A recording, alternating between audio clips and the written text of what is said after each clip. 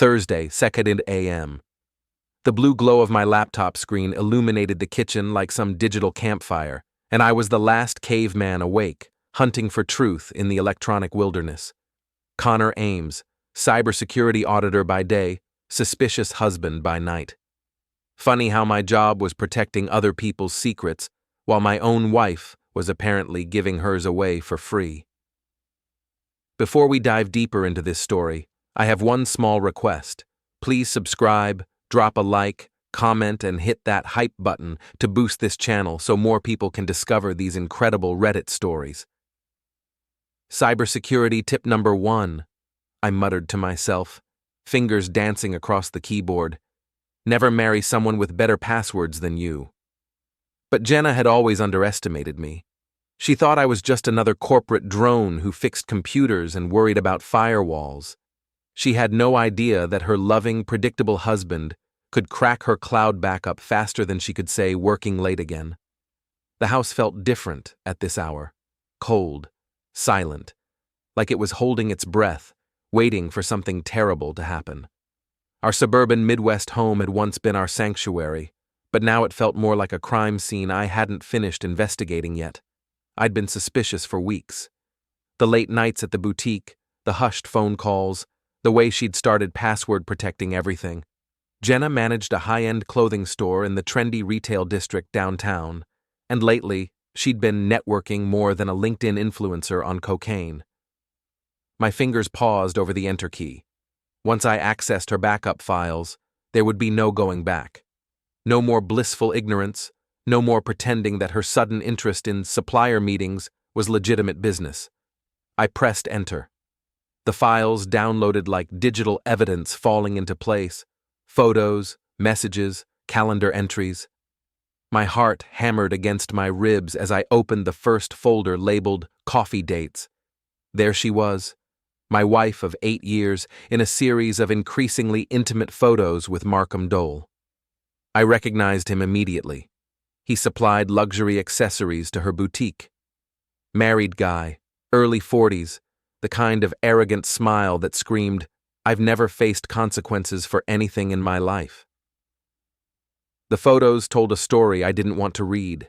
Coffee that turned into wine. Wine that turned into hotel rooms. Hotel rooms that turned into my wife sending explicit selfies to a man who wasn't her husband. But it was the reflection in a wine glass in one photo that made me laugh out loud. A bitter, hollow sound that echoed through our empty kitchen.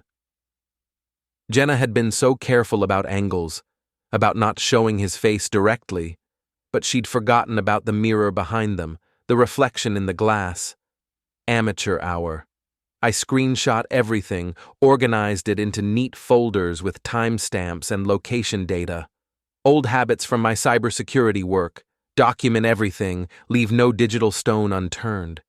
Then I did something that would have made my old ethics professor proud or horrified, depending on his mood. I fired off a text to Jenna from an anonymous number. Ask him if his wife enjoyed those new pictures. My phone buzzed with Jenna's response within 30 seconds, then again, and again. 12 frantic texts in 2 minutes, each one more panicked and typo-ridden than the last. Who is this? What pictures? This isn't funny. Connor, if this is you, I can explain. Explain. Right. Like there was some innocent explanation for why my wife was sending lingerie photos to her supplier while I worked 60-hour weeks to pay for the house she was using as a staging ground for her affair. I heard her car in the driveway, tires squealing as she took the turn too fast. The front door slammed open, and Jenna rushed into the kitchen like a woman on fire. Connor, we need to talk. I looked up from my laptop, calm as a lake before a storm. Do we? Because I think the pictures say everything we need to say. Her face went white. Jenna was beautiful. I'd always known that. 35, blonde, the kind of woman who could sell ice to Eskimos, or apparently, sell herself to married suppliers. But right now, she looked like someone who'd just realized the ground beneath her feet was actually quicksand. It's not what you think. It never is. I stood up, walked to the counter, and pulled out 3 neat stacks I'd prepared while waiting for her. Your clothes are boxed and by the door. Your credit cards are canceled. Your keys are right here. I tossed them on the counter with a metallic clink. And these are divorce papers. I had them expedited. You can't just... Actually, I can. Adultery clause in our prenup, remember? The one you insisted we didn't need because we'd never hurt each other like that. I slid the papers across the granite countertop. Turns out we were half right. Jenna stared at the papers like they might burst into flames. Connor, please. Let me explain. It was just coffee? I pulled out my phone, finger hovering over the send button. Funny thing about coffee dates, Jenna. They don't usually involve hotel receipts and lingerie photos. You went through my private files? Your private files that you stored on our shared cloud account using our joint credit card? Yeah, those private files. I tilted my head, studying her like she was a particularly interesting bug. You know what's really funny? I haven't even started my revenge yet. This is just the amuse-bouche.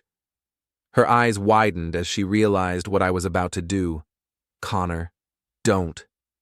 I hit send. The next morning, I woke up alone for the first time in 8 years, and it felt like Christmas morning. Jenna had packed her boxes and left sometime after midnight, probably to cry on her best friend Clara's shoulder. Clara worked at the boutique, too, assistant manager, always ready with a sympathetic ear and terrible advice. My phone had been buzzing all night with blocked numbers and frantic voicemails, but I'd slept like a baby. There's something deeply satisfying about watching a carefully constructed lie collapse under the weight of its own stupidity. I made coffee. Real coffee, not the overpriced boutique blend Jenna insisted on, and checked my handiwork. The photos and timestamps I'd sent to Markham's wife and Jenna's regional manager were already bearing fruit. Dani Dole had responded to my anonymous message with a single word. Thanks. Simone Martinez, Jenna's boss, had been more professional. Matter will be investigated per company policy. Corporate speak for, your wife is screwed.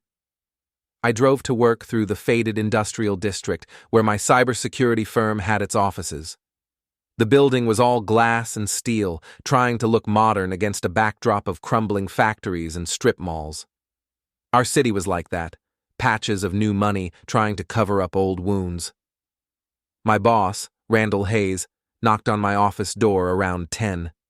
50-something sharp suit, the kind of guy who'd survived 3 corporate mergers and 2 recessions by being smarter than everyone else in the room.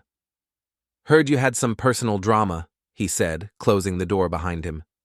News travels fast. Your wife called here looking for you. Sounded upset. Randall sat down across from my desk. Everything okay? Everything's perfect. She cheated. I caught her. She's gone. Clean and simple.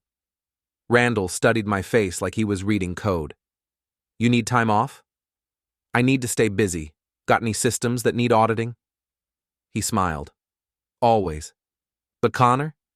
Whatever you're planning, make sure it's legal. Randall, I'm hurt. When have I ever done anything illegal? It's not the illegal stuff I'm worried about. It's the legal stuff you're too smart for your own good with. Smart. Yeah, that was my problem. I'd always been the smart one, the responsible one, the guy who fixed everyone else's problems while they lived their messy, impulsive lives. But being smart meant I knew exactly how to destroy someone without breaking a single law. My phone buzzed with a text from an unknown number. This is Dani Dole. We should talk. Interesting. Markham's wife wanted to chat. I texted back, coffee? Seems appropriate. We met at a diner on the edge of town, the kind of place that served actual coffee in actual mugs and didn't charge you $15 for the privilege. Dani Dole was nothing like I'd expected. Mid-40s, sharp eyes, the kind of woman who looked like she could run a Fortune 500 company or a small country with equal efficiency. You're Connor, she said, sliding into the booth across from me. And you're married to an idiot.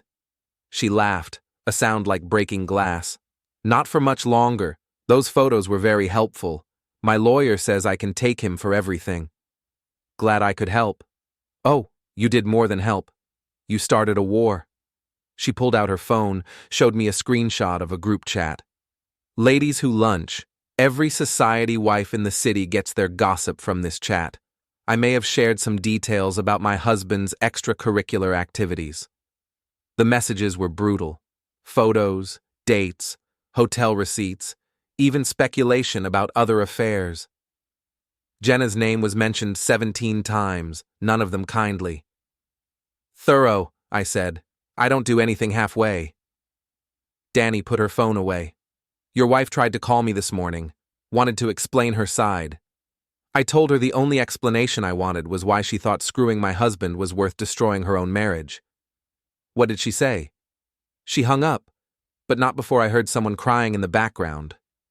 Friend of hers, maybe? Clara. Probably realizing that her best friend's affair was about to take down everyone in its blast radius. There's more, Dani continued. Markham got fired this morning.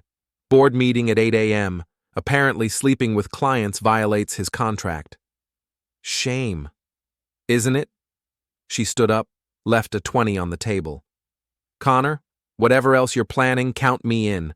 That bastard destroyed our marriage and your wife helped. They both deserve whatever's coming. After she left, I sat in the diner for another hour, planning my next moves like a chess game. Jenna and Markham thought they were the players, but they'd never realized they were just pieces on a board controlled by someone much smarter than them. My phone buzzed with another text from Jenna. Please call me. We can work this out. I typed back, some things can't be worked out. Some things can only be worked through. Then I drove to Markham's neighborhood. The Dole mansion sat on 2 acres of manicured lawn like a monument to bad taste and new money. All white columns and unnecessary balconies, the kind of house that screamed, I have money and no idea what to do with it. I parked my Honda Civic next to the circular driveway, grabbed the package I'd prepared, and walked up to the front door like I belonged there. Confidence is 90% of any good con, and I'd learned from the best, corporate clients who lied to my face about their security protocols while their systems leaked data like a broken faucet. The doorbell played some classical piece that probably cost more than my car. Markham answered, still in his bathrobe at 2 in the afternoon. Unemployment suited him. Can I help you? He looked like he'd been hit by a truck carrying a load of consequences. Delivery, I said, holding up the package. For Markham Dole? He reached for it automatically, the way people do when they're not thinking clearly. I didn't order anything. Someone did. Have a great day. I was back in my car before he opened it. Through his front window, I watched him pull out a set of black lingerie, the same set Jenna had worn in one of her photos, along with a note I'd written, Lost property. Hope you enjoyed the ride. The look on his face was worth every minute I'd spent planning this. But I wasn't done. I'd spent my lunch break researching Markham's habits, his schedule, his security system. Amazing what you can learn about someone when you know how to look. His Tesla was parked in the garage, and his security cameras had a blind spot near the side entrance. Sloppy installation, probably done by the lowest bidder. I waited until dark, then returned dressed in black jeans and a hoodie. The security system was a joke, some off-the-shelf setup that I could hack with my phone and 15 minutes of patience. I looped the camera feeds, giving myself a nice clean window of time to work. The Tesla was his pride and joy, a Model S that cost more than most people's houses. I'd seen him posting about it on social media, talking about acceleration and environmental responsibility, like he was saving the world one overpriced car at a time. I keyed both sides, deep scratches that would cost thousands to fix. Then I slashed 3 tires, not all 4, because insurance covers 4, but not 3. Finally, I poured honey into the tailpipe and left another note under his windshield wiper. Sweet dreams, Markham. My phone buzzed as I walked back to my car. Text message from Jenna. I know you're angry, but this has to stop. I typed back, This? Jenna? I haven't even started. The next morning, I got a call from Randall. Connor, You need to see the news. I pulled up the local news website on my laptop. There it was, a photo of Markham standing next to his destroyed Tesla, looking like someone had told him Santa Claus wasn't real. The headline read, "Local business owner targeted by vandals." The article was beautiful. Markham trying to explain why someone would target him specifically, the reporter asking pointed questions about his recent firing, neighbors speculating about personal disputes. By the end of the piece, anyone with half a brain could figure out that this wasn't random vandalism. My desk phone rang. Unknown number. "Connor Ames." "You son of a bitch." Markham's voice tight with rage. "I'm sorry, who is this?" "You know damn well who this is. That was a $60,000 car." "Was? Past tense? That's unfortunate. Have you considered that maybe you made some poor life choices that led to this situation?" "I know it was you." "Do you?" "Because I was home all evening, working on a security audit. I have timestamps on all my files if you'd like to see them." Silence. He was realizing the same thing Jenna had. I was always 3 steps ahead, and I never left evidence. "This isn't over," he said. "You're right, it's not." I hung up and went back to work, humming softly to myself. Outside my office window, the city sprawled beneath gray clouds, full of people living their small, complicated lives. Most of them would never understand the pure satisfaction of watching a perfectly executed plan come together like digital clockwork, but they'd learn soon enough. Because Markham and Jenna were about to discover that when you declare war on someone smarter than you don't get to choose when the fighting stops. The Rusty Anchor was the kind of bar that served as the unofficial town hall for anyone who wanted to drink beer and share opinions about other people's business. Dim lighting, sticky floors, and the kind of atmosphere where secrets went to fade loud, messy losses. I wasn't surprised when Jenna texted me to meet her there Friday night. She'd spent 3 days trying to control the damage, but gossip spreads faster than malware in an unprotected network. By now, half the town knew about her affair, and the other half was pretending they didn't. I arrived fashionably late, ordered a bourbon, and found them at a corner table, Jenna, Markham, and Clara. The 3 conspirators looking like they'd been planning a bank robbery instead of trying to salvage their reputations. "Connor." Jenna stood up as I approached, her smile as fake as a phishing email. "Thank you for coming. Wouldn't miss it, though I have to say your choice of wingmen is interesting." I looked at Markham, who was nursing a beer and a black eye. Apparently Dani had been busy too. "How's the Tesla?" "You know how it is." "I really don't. I drive a Honda. Reliable, efficient. Doesn't attract vandals." I sat down without being invited. "So, what's this about? Clara finally ready to admit she's been covering for you two?" Clara flinched like I'd slapped her. She was Jenna's age, brunette, the kind of woman who lived vicariously through other people's drama because her own life was about as exciting as a Windows update. "We want to talk like adults," Jenna said. "Adults? That's rich. Adults don't sneak around taking hotel room selfies with other people's spouses." I sipped my bourbon, enjoying the way Markham's face turned red. "Adults don't lie to their husbands for 6 months while screwing their business contacts." "It wasn't like that," Jenna said. "No? What was it like? True love? Destiny? Or just garden-variety selfishness dressed up with expensive lingerie?" The bar had gotten quieter around us, other patrons pretending to watch the game while obviously listening to every word. Small-town entertainment at its finest. Markham finally spoke up. "Look, we made mistakes, but this has gone far enough." "Has it? Because from where I sit, you destroyed my marriage, got yourself fired, and cost me 8 years of my life. I'm thinking we're just getting started." "You can't keep doing this," Clara said, speaking for the first time. "It's harassment." I turned to look at her, really look at her. Something in her voice, the way she'd been watching me instead of comforting Jenna. A little alarm bell went off in the back of my mind.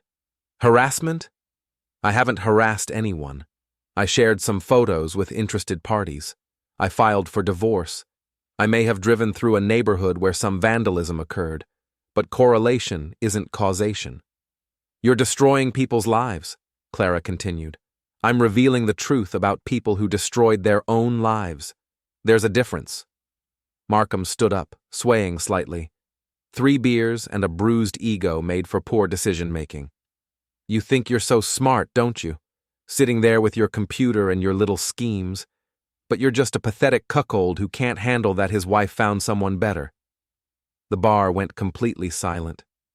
I set down my bourbon and smiled. Someone better? Markham, you got fired for screwing clients, your wife is divorcing you, and your car looks like it went through a blender. If that's better, I'd hate to see worse. He lunged at me, clumsy and drunk. I sidestepped easily. All those years at Big Mike's boxing gym weren't just for cardio. Markham crashed into an empty table, sending glasses flying and landing in a puddle of spilled beer. The crowd erupted in laughter and applause. Someone shouted, "Stay down, Romeo!" Another voice called out, "Maybe stick to decaf next time." Markham struggled to his feet, soaked and humiliated, while Jenna tried to help him up.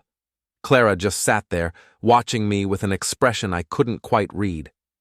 "Ladies and gentlemen," I said, raising my glass to the room, "I present Mr. Markham Dole, homewrecker and floor mopper extraordinaire." The crowd cheered. Markham and Jenna fled toward the exit, but I wasn't done yet. "Oh, and folks, since we're all here together, let me share some interesting facts about my soon-to-be ex-wife's business trips." I pulled out my phone, started reading from Jenna's calendar. February 14th, Valentine's Day business meeting at the Motel 6 on Route 9. March 3rd, supplier conference at the same Motel 6. March 17th, another supplier conference, same location. More laughter. Someone shouted, "Sounds like a productive business relationship." Very productive. They met 17 times in 6 months, always at the same motel, always during business hours while I was working to pay for the house she was cheating in. Jenna turned back from the doorway, tears streaming down her face. "Connor, please stop." "Stop? But we're just getting to the good part. Clara, want to tell everyone how you covered for them? How you lied to me every time I called the store looking for my wife?" Clara's face went white. The crowd turned to look at her, and I saw something flicker in her expression. Not shame, not guilt, rage. "You bastard," she whispered. "What was that? Speak up, Clara. Don't be shy." She stood up, hands shaking. "You self-righteous bastard. You think you're so perfect, so smart. You have no idea what you've done. Enlighten me." But she was already pushing past people toward the exit, following Jenna and Markham into the night. The crowd slowly returned to their drinks and conversations, but the energy in the room had changed. I'd given them a show, but something about Clara's reaction bothered me. I finished my bourbon and walked outside. The parking lot was empty except for my Honda and a few other cars. No sign of the Three Stooges. My phone buzzed with a text from an unknown number. "You want to know the truth? Meet me at Riverside Park tomorrow at noon. Come alone. A friend." I stared at the message for a long moment, then deleted it. But as I drove home through the empty streets, I couldn't shake the feeling that I was missing something important.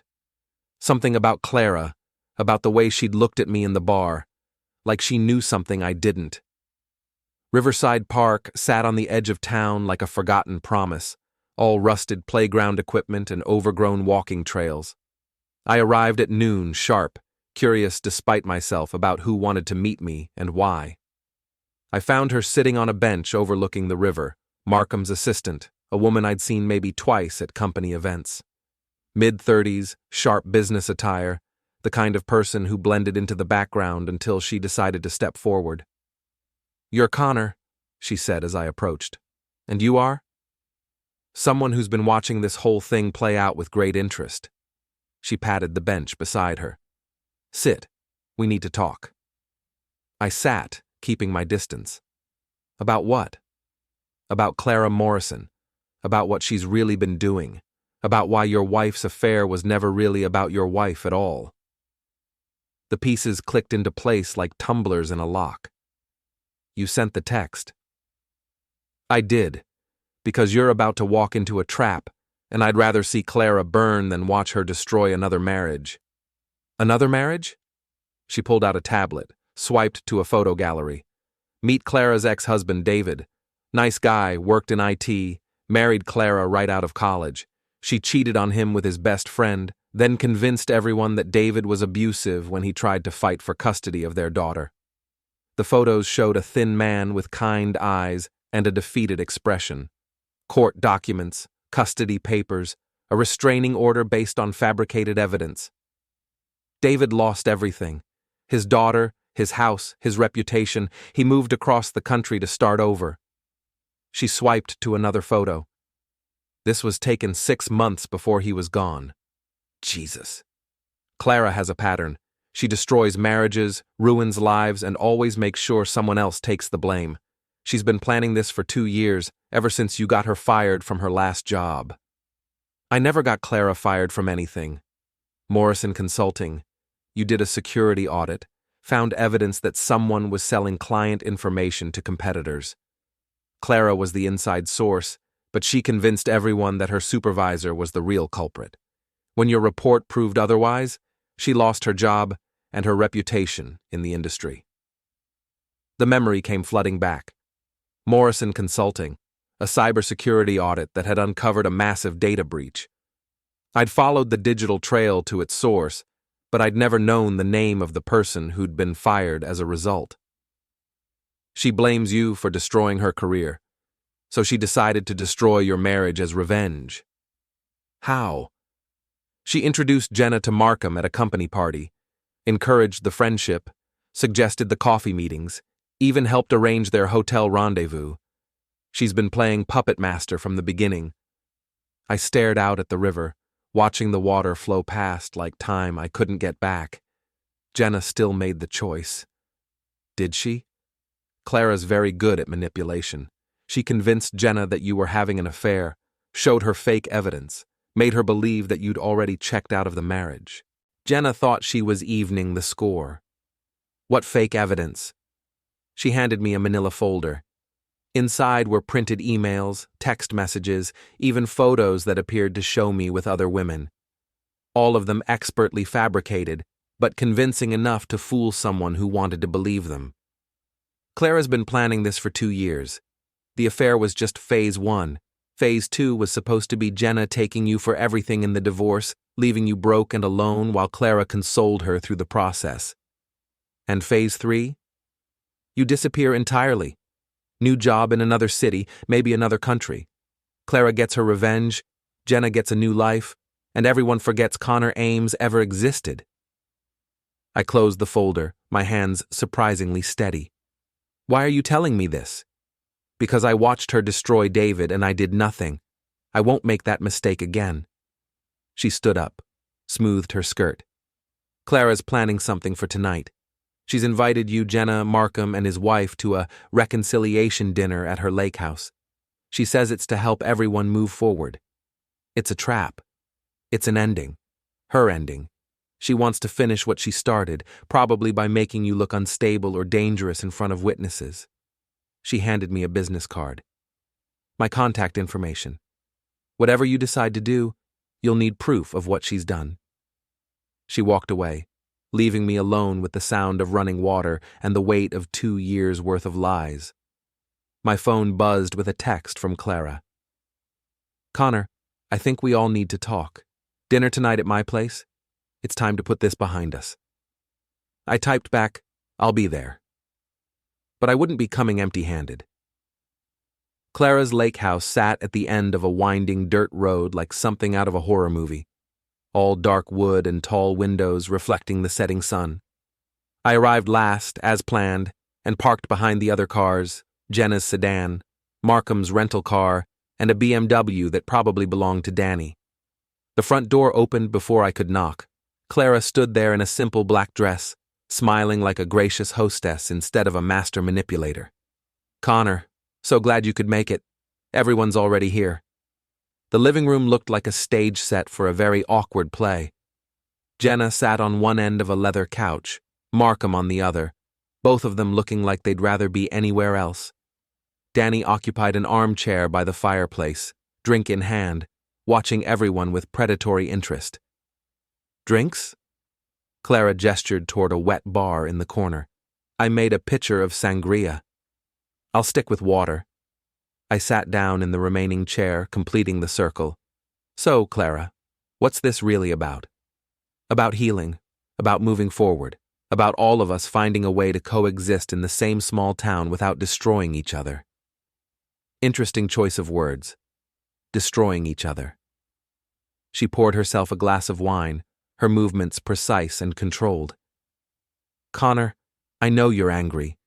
You have every right to be. But this vendetta has to stop. Vendetta? That's a strong word. What would you call it? You've humiliated Jenna publicly, destroyed Markham's career, turned their friends against them. At what point does justice become cruelty? I pulled out my phone, opened the voice recorder app, and set it on the coffee table. Actually, Clara, let's talk about cruelty. Let's talk about manipulation. Let's talk about 2-year revenge plots. The temperature in the room seemed to drop 10 degrees.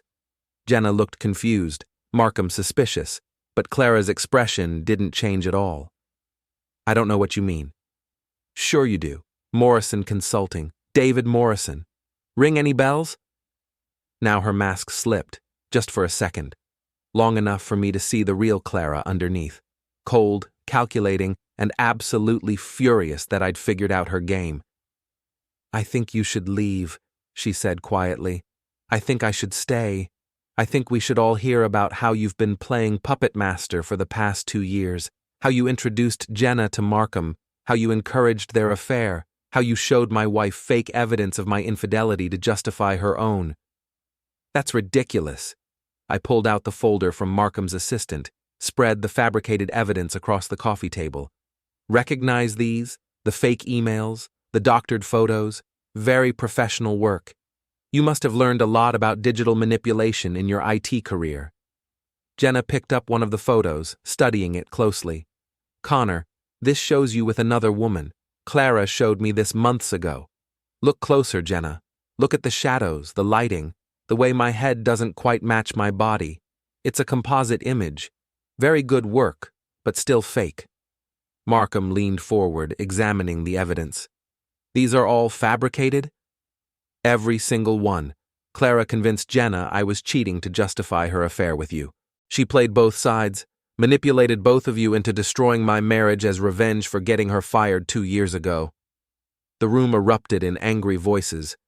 Jenna demanding explanations, Markham realizing he'd been used, Dani laughing like she was watching the world's most entertaining soap opera.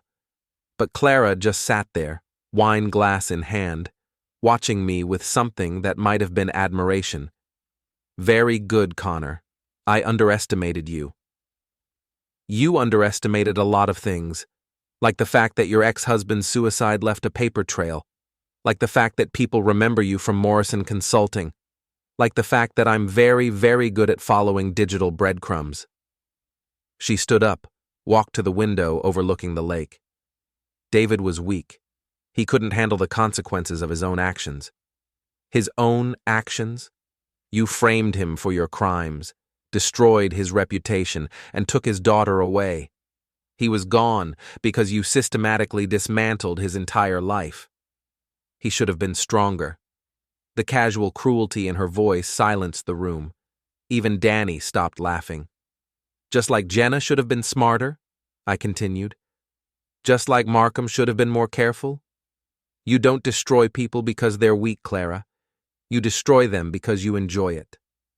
She turned back to face us, and for the first time, I saw her without any masks at all. Cold, empty, absolutely without remorse. You're right, she said. I do enjoy it. I enjoyed watching your marriage fall apart. I enjoyed seeing you scramble to figure out what was happening. I especially enjoyed knowing that you'd blame Jenna and Markham, while the real architect of your destruction sat right next to you, playing the supportive friend. Jenna stood up, her face pale. Clara, how could you? How could I what? Give you permission to do what you already wanted to do? You were attracted to Markham from the moment you met him. I just helped you rationalize acting on it. You lied to me. You showed me fake evidence. I showed you what you needed to see to do what you wanted to do anyway. Don't blame me for your choices, Jenna. Own them. The fight went out of Jenna like air from a punctured tire. She sank back onto the couch, finally understanding that she'd been played by someone much more ruthless than she'd ever imagined. But I wasn't done yet. Clara, there's one more thing you didn't count on. What's that? I held up my phone. I've been recording this entire conversation. Your confession, your admission of fabricating evidence, your description of manipulating Jenna and Markham. All of it. Her eyes widened as she realized what that meant. And in about 5 minutes, this recording is going to be uploaded to a dozen different social media accounts, sent to every major employer in the city, and forwarded to the police as evidence of harassment and fraud. You can't. I can. I am. Consider it my final move in a game you never should have started. Clara lunged for my phone, but I was ready for her. I tossed it to Dani, who caught it with a grin and held it out of Clara's reach. Sit down, Clara, Dani said. Let the man finish. Clara collapsed back into her chair, finally understanding that she'd lost. Completely, utterly, and publicly. The recording goes live in 3 minutes, I continued. But I'm feeling generous. You have 2 choices. Choice 1. Disappear. Leave town tonight, don't come back, and pray that David's family doesn't decide to pursue criminal charges for what you did to him. And choice 2? There is no choice 2. This is me being merciful. She stared at me for a long moment, then started laughing. Not the bitter laugh of defeat, but genuine amusement. You know what, Connor? I'm impressed. I really didn't think you had it in you. You thought I was just another David. Someone you could destroy without consequences. Exactly. But you're not weak like he was. You're something much more dangerous. She stood up, grabbed her purse.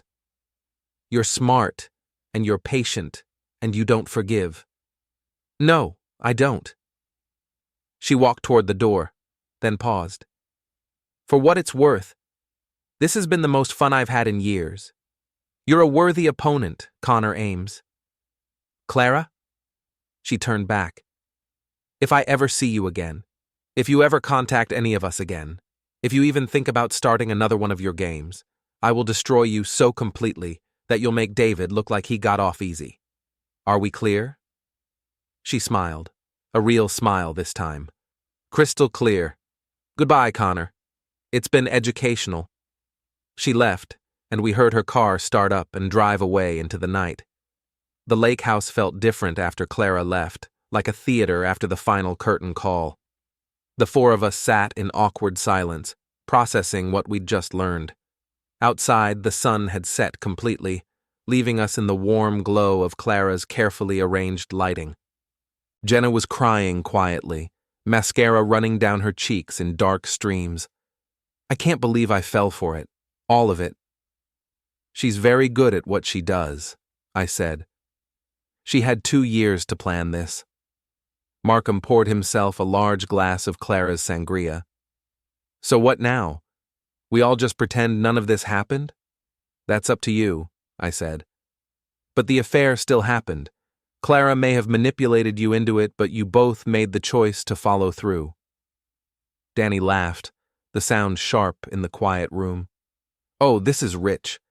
My husband gets seduced as part of an elaborate revenge plot against his lover's husband. It's like a soap opera written by a computer programmer. I'm sorry, Markham said to her. I know that doesn't mean anything now, but I am. You're sorry you got caught. You're sorry you got played. But are you sorry you did it? Dani stood up, grabbed her purse. Because there's a difference, Markham, and we both know which one you really mean. She headed for the door, then paused. Connor, for what it's worth, watching you dismantle their lives piece by piece has been the highlight of my year. Clara may have started this game, but you finished it with style. After she left, it was just the three of us. The original triangle, minus the puppet master who'd been pulling our strings. So where does this leave us? Jenna asked. I looked at my wife, soon-to-be ex-wife, and felt something I hadn't expected. Not forgiveness, exactly, but understanding. Clara had played her expertly, fed her fears and insecurities, given her just enough justification to make terrible choices feel reasonable. But that didn't change what those choices had cost us. It leaves us divorced, I said. Clara may have manipulated you, but you still chose to sleep with him. You still lied to me for 6 months. You still sent those photos, made those hotel reservations, looked me in the eye every morning knowing what you'd done the night before. But if I hadn't seen those fake photos of you, you would have found another reason, or you would have talked to me about your concerns instead of jumping straight to revenge affair with your supplier. She flinched like I'd slapped her, but didn't argue. She knew I was right. Markham cleared his throat. For what it's worth, Connor, I never meant for it to go this far. It started as just coffee, just talking about business. And then? And then Clara kept suggesting we meet outside the store. Said Jenna was lonely, that you were working too much, that maybe she needed someone to pay attention to her. He shook his head. She made it sound like I was doing Jenna a favor. By sleeping with her? By making her feel wanted. Clara said you'd probably never even notice, that you were too focused on your career to care what Jenna did with her free time. I had to admit, Clara's psychological profiling had been spot on. I had been working long hours, I had been distracted by my career, and I probably wouldn't have noticed the affair if Jenna hadn't started acting so suspicious. The thing is, I said, even if all of that was true, the solution wasn't to have an affair. The solution was to talk to me, to go to counseling, to try to fix what was broken instead of just finding a replacement. Jenna looked up at me, her eyes red and swollen. Would you have listened? The question hung in the air like smoke. Would I have listened? Would I have made time for marriage counseling, for long conversations about feelings and needs and the slow drift that happens when two people stop paying attention to each other? I guess we'll never know, I said finally, because you never gave me the chance. My phone buzzed with a notification. The recording had finished uploading to all the social media accounts I'd set up. Within hours, Clara's confession would be spreading through the digital ecosystem like a virus, reaching employers, friends, family members, and anyone else who might need to know what kind of person they were dealing with. Is it over now? Jenna asked. For Clara? Yes. For us? I stood up, pocketed my phone. That was over the moment you sent the first photo to him. This was just the cleanup. I walked toward the door, then paused. Jenna, for what it's worth, I did love you. Past tense. Clara may have manipulated you into the affair, but she didn't manipulate you into lying about it for 6 months. She didn't manipulate you into making me feel crazy for being suspicious. That was all you. Connor, wait. But I was already outside, breathing the clean night air and feeling lighter than I had in months. Behind me, I could hear Jenna crying again, and Markham trying awkwardly to comfort her. I got in my Honda and drove away from the lake house, leaving them to figure out their own next steps. My part in this particular drama was finished. 3 weeks later, I was back at the Rusty Anchor, nursing a bourbon and watching the local news on the bar's ancient television.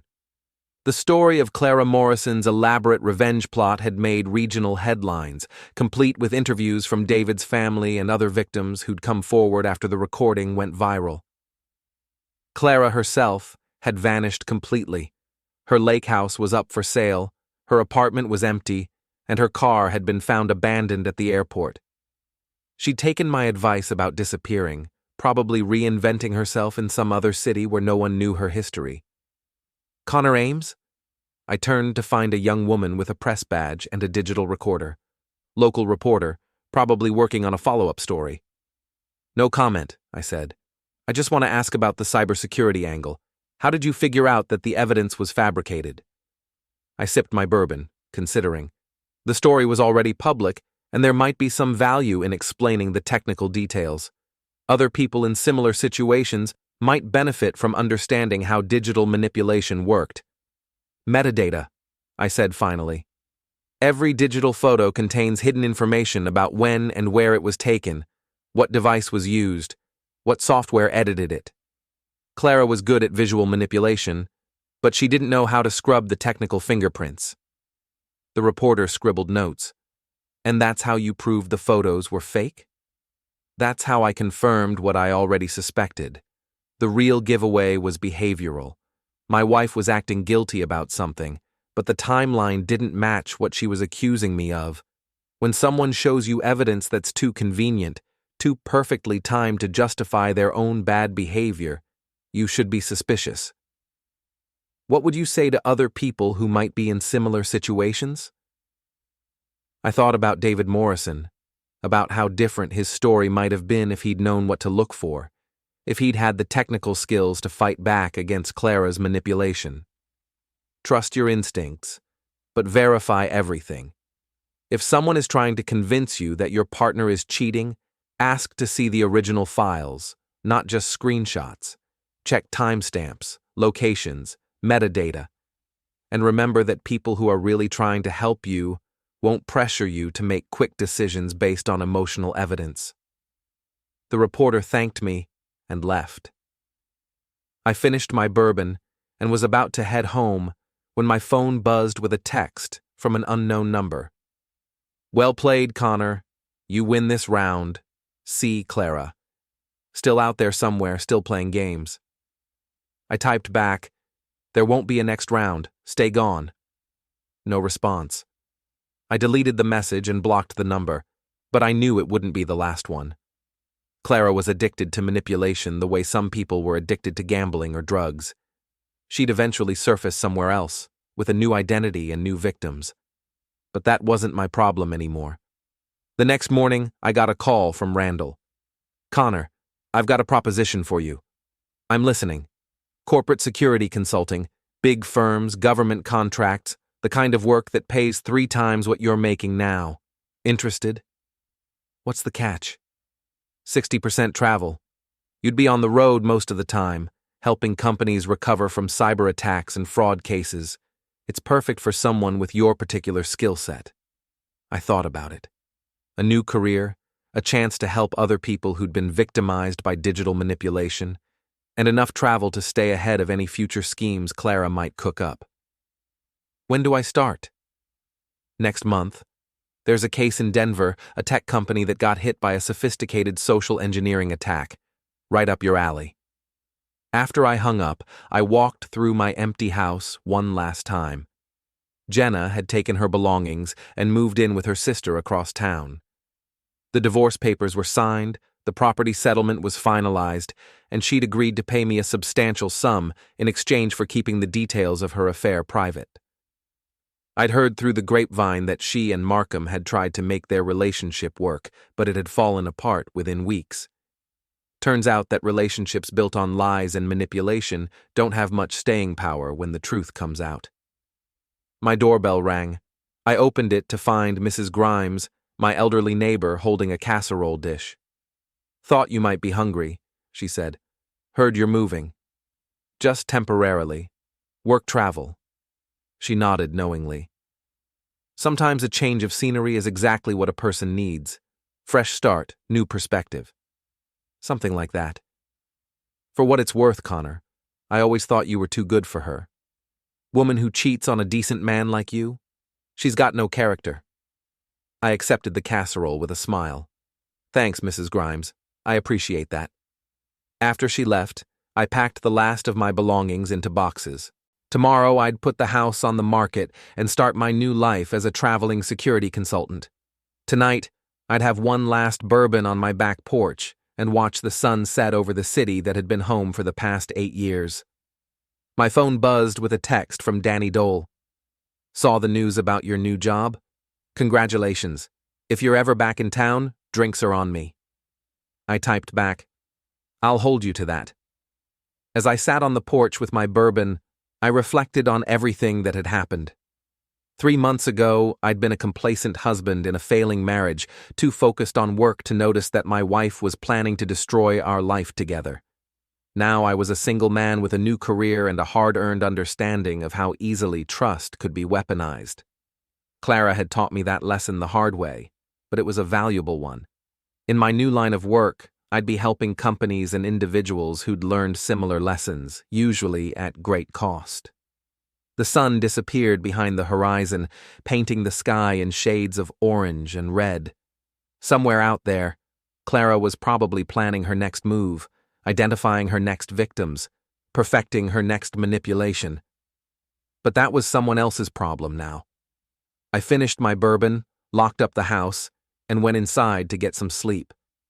Tomorrow would bring new challenges, new cities, new cases to solve, and if Clara ever decided to come back and play another round of her games, she'd find that Connor Ames was no longer the same man she'd tried to destroy. I was someone much more dangerous, someone who'd learned from his mistakes and had nothing left to lose.